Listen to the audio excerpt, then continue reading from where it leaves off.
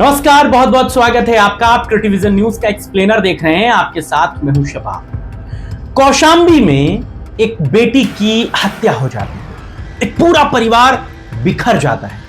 घर में रह जाती हैं तो चीखें और इंसाफ की उम्मीद जो घर के दरवाजे के मुहाने पर बैठे। लेकिन घटना घट गई, एक बच्ची को मारकर पेड़ पर टांग दिया गया। पुलिस वालों की जद से वो आरोपी बाहर हैं। जिम्मेदार कौन है? नेहरू जी, अखिलेश यादव, राहुल गांधी, मायावती, या फिर जिसकी सरकार है प्रदेश में वो जिम्मेदार है? आप सोच कर देखिए कि किसी राज्य में, किसी शहर में, किसी जगह कोई घटना घट जाती है तो उसका जिम्मेदार कौन? आप कहेंगे नो डाउट, जिस राज्य में जिसकी सरकार है कानून व्यवस्था को बनाए रखना उसका जिम्मा होता है। और जब प्रदेश में राम राज्य हो, जब अपराधी मिट्टी में मिला दिए गए हो, जब इस बात का दंभ भरा जाता हो कि प्रदेश में कानून व्यवस्था सबसे अव्वल है, फिर अगर आरोपी का नाम यादव है, अगर आरोपी के नाम के आगे यादव लगा है तो वो अखिलेश यादव से जुड़ जाता है। घटना के लिए अखिलेश यादव जिम्मेदार हो जाते हैं। बड़ी हास्यास्पद बात लगती है और बहुत मजाक उड़ाया जाता है उस परिवार का जिसके परिवार में यह घटना घटी। मामला एक विधायक की बयानबाजी से जुड़ा है। विधायक चायल से हैं, नाम पूजा पाल है। पूजा पाल सिर्फ अपनी राजनीतिक रोटियां सेकने के लिए आजकल 2-1 मिनट का वीडियो बनाकर बड़ी सुर्खियां बटोरती, फिर मीडिया में अपना बयान देती फिरती हैं। कभी वो योगी आदित्यनाथ को धुरंधर बताती हैं तो कभी यादव आरोपी को अखिलेश यादव से जोड़ देते।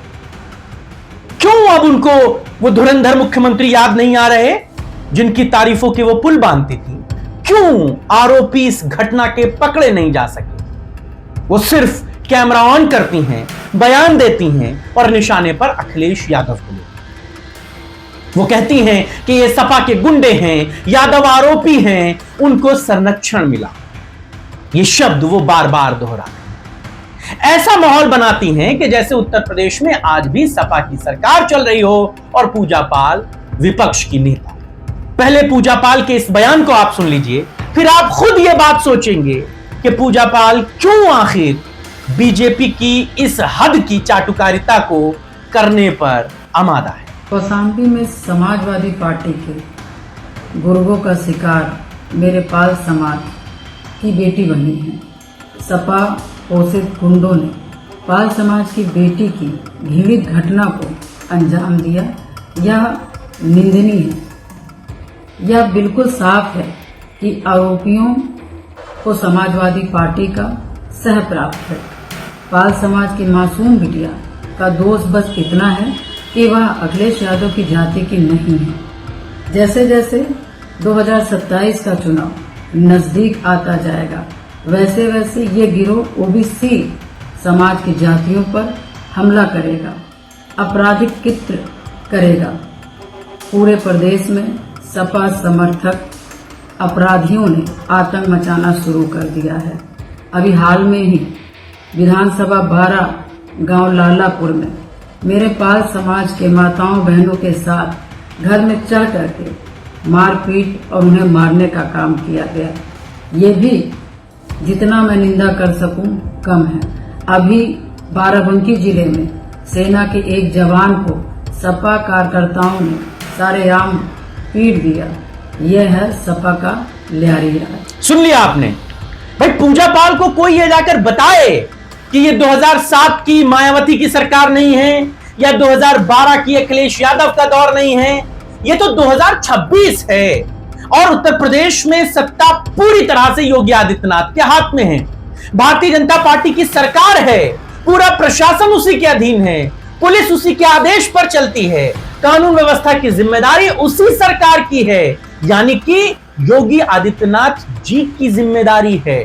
फिर ऐसे में बड़ा सवाल यही बनता है कि अगर एक लड़की की हत्या हो जाती है, शव को पेड़ से लटकाकर आत्महत्या दिखाने की कोशिश होती है, पीड़ित परिवार की सुनवाई नहीं होती, एफआईआर दर्ज होने में देरी लगती है, आरोपी खुलेआम घूमते हैं, तो जिम्मेदारी किसकी है? शायद जो मर गए नेहरू जी उनकी होगी। जैसे दिल्ली वाले बीजेपी के नेता देश की हर बीमारी के लिए, हर दिक्कत के लिए नेहरू जी को जिम्मेदार बताते थे, अब वही चलन यूपी में भी शुरू हो गया है। जिम्मेदारी किसकी बनती है, लेकिन नाम अखिलेश यादव का आता है। पूजा पाल अपने पूरे बयानों में जिस तरह भाजपा सरकार को क्लीन चिट देती हैं, वो अपने आप में बड़ा सवाल है कि क्या सिर्फ इसलिए कि आज वो सत्ता के साथ खड़ी हैं तो उनकी जिम्मेदारी खत्म हो जाती है? क्या उनका काम सिर्फ विपक्ष पर आरोप लगाना रह गया है? क्या एक जनप्रतिनिधि का धर्म यही है कि वो सत्ता से सवाल पूछने की बजाय उसके बचाव में खड़ा हो जाए? भाई, गोदी मीडिया तो पहले इन खबरों को नहीं दिखाता। टीवी पर ये खबरें आपको नहीं मिलेंगी कि कौशांबी में एक बच्ची की निर्मम हत्या हो गई, बीएसपी के प्रदेश अध्यक्ष उस बच्ची से मिलने गए, समाजवादी पार्टी के प्रदेश अध्यक्ष उस बच्ची के परिवार वालों से मिलने गए, उस परिवार में शादी होनी थी, सबने आर्थिक मदद की। खबरें कहां हैं? खबरें तो पूजा पाल की हैं, जो ये कहती हैं कि ये ल्यारी बना दिया जा रहा है और अखिलेश यादव के इशारे पर ऐसी घटनाएं हो रही हैं। अगर आज भी इस घटना के आरोपी गिरफ्तार नहीं हो पाए, अगर पीड़ित परिवार खुद को असुरक्षित महसूस कर रहा है, अगर गांव में दबंगों का खौफ बना हुआ है, तो मैडम पूजा पाल, क्या ये सब कुछ अखिलेश यादव के कहने से हो रहा है? और क्या आप ये सच मान रहे हैं? क्या पूजा पाल आप सच्चाई से भाग रही हैं? ये सवाल गहरे हैं। जब पूजा पाल ये कहती हैं कि पाल समाज की लड़ाई मेरी लड़ाई है, तो फिर उस लड़ाई का पहला कदम क्या होना चाहिए? मैं आपसे पूछता हूं, दर्शकों, आप इस बात को बताइए। अगर कोई घटना हो जाती है, कोई विधायक मौके पर पहुंचता है, तो पहला काम उसका क्या होना चाहिए? पहले उसे पुलिस से पूछना चाहिए कि इस मामले में कितनी कार्रवाई। वो तो आपने पूछा नहीं। आपको सरकार को घेरना चाहिए कि क्यों अब तक आरोपी सलाखों के पीछे नहीं पहुंचे। ये काम आपने किया नहीं। आप सरकार से पूछ भी किस हद से चाहती हैं? कैसे पूछ सकती हैं आप? आपकी हिम्मत नहीं है। उन्हीं के संरक्षण में तो आपको राजनीति करनी है, उन्हीं का नाम लेके तो आप समाजवादी पार्टी को छोड़कर गई हैं। और छोड़ा क्या, पार्टी ने आपको निकाला था। अगर आपके अंदर आत्मसम्मान था, आप इतनी महान थी, तो आपने क्यों नहीं समाजवादी पार्टी की विधायिका होने से इस्तीफा दे दिया?